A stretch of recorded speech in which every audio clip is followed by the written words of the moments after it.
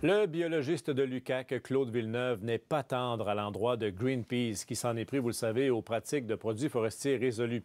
En fait, M. Villeneuve se porte à la défense de la multinationale, puisque selon lui, elle est victime du groupe environnementaliste. Mireille Chaillet. Après la charge du président de Produits forestiers résolus à l'endroit de Greenpeace mercredi, c'est vraiment du terrorisme économique parce qu'il va y avoir des régions qui vont vraiment être pénalisées de ces actions-là. Voilà que le directeur de la chaire en éco-conseil de l'UQAC critique à son tour le combat que mène Greenpeace contre PFR. Claude Villeneuve estime que la vision du groupe écologiste ne reflète pas la réalité de l'industrie ni celle des écosystèmes. Greenpeace, c'est une boîte médiatique. Donc, ce qui les intéresse, c'est de promouvoir une idéologie et de ramasser des fonds pour cette idéologie-là. Ce qui fait que les attaques qu'ils font vont toujours se poursuivre. Puis plus l'adversaire va être faible, plus ils vont frapper sur l'adversaire. Plus tôt cette semaine, le détaillant Best Buy a mis un terme à son association avec Résolu à la suite de pressions exercées par Greenpeace.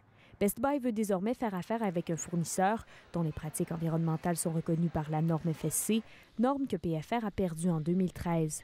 La décision de Best Buy aura des conséquences à l'usine Kenogami.